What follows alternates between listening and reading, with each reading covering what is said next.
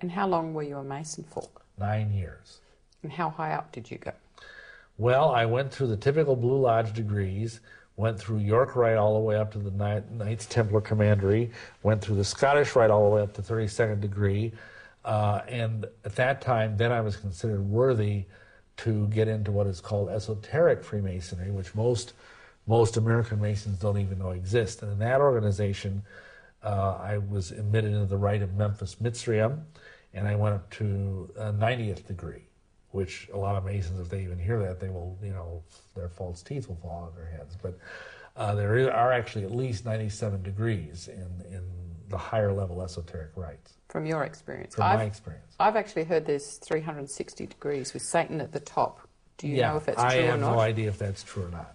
I have heard that too, but for my information, I can only speak to that there's 90. Right. Were you surprised when you found that there were more than 33 degrees? No, not really. See, here's how this works. When I went through the Masonic rituals, I had the spirit guides in my ear whispering things, telling me to do things, telling me to answer certain things in certain ways. Because I did that, I was identified by the leadership of the Grand Lodge of the state of Wisconsin that I was someone a little bit extraordinary. And the spirit guides kept prompting me with these things. And I knew, before I was even asked, that there was a Rite of Memphis Mizraim because the spirit guides told me so. Wow. And see, that's one of the ways in which I ultimately got contacted by the Illuminati, is because the spirit guides had given me certain key things to say, key things to do, even gestures to make, stuff like that, that would identify me as being someone who was worthy of more light. Because see, that's what they promise in all the Masonic degrees. They say, you get light, you get further light, you get more light. And of course, where does this light come from? Well, if you read the writings of the Masonic leaders, that comes from Lucifer. And how many Masons know that? Maybe 1 in 1,000. Wow. The rest are just like cannon fodder. Mm-hmm. They're there to be spiritually drained, spiritually vampirized, financially drained, because Masonry sucks a lot of money out of you. But most of them don't have a clue unless they bothered to toddle upstairs and read the books that are in their own Masonic libraries, like I did. Okay, thank you. You say that to advance into serious Satanism beyond the Church of Satan level, it would be necessary to complete 2 apparently paradoxical tasks. The first was to join the Order of Freemasons and become a Master Mason, and the other was to receive holy orders and become a Catholic priest. So how many Master Masons know that there are Satanists among them? I'd say probably the same figure I quoted earlier, 1 in 1,000. Right. I knew, just in Milwaukee, I knew at least 5 or 6 Masons that were involved in either witchcraft or Satanism. And one of them was he was a worshipful master. And he never, see, this is one thing people ask you, well, they say, in the higher degrees, is that where you get this stuff? No. This guy had never gotten past Master Mason, but he had worked his way through the chairs, as they say, and become even a worshipful master, which is like the head of the lodge, and was a very serious scholar of Manly P. Hall, who was, again, when he died I think he died in 1984, he was eulogized as the greatest Masonic philosopher of the 20th century. And this guy hated God. He hated religion with a passion.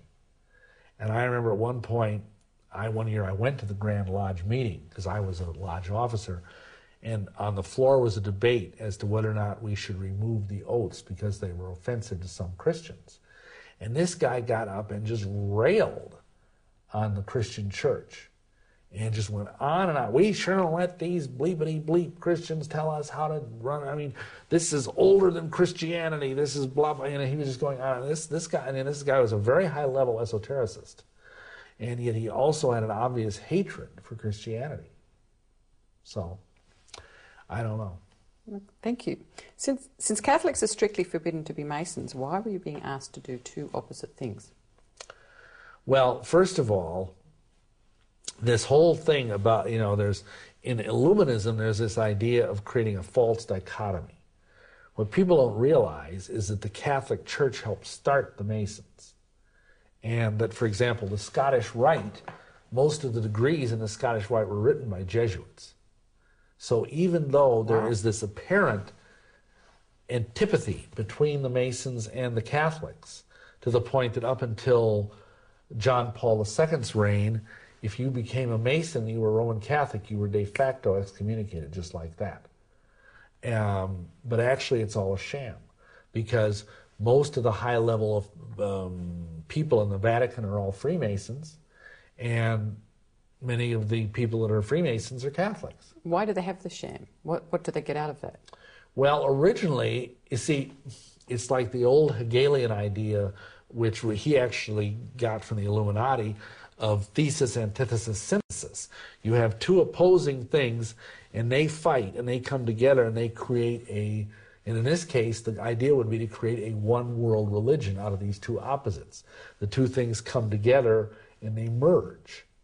And that's actually happening right now before our very eyes. Because, for example, I don't know this, but I have serious reason to believe that the new Pope is in fact a Freemason.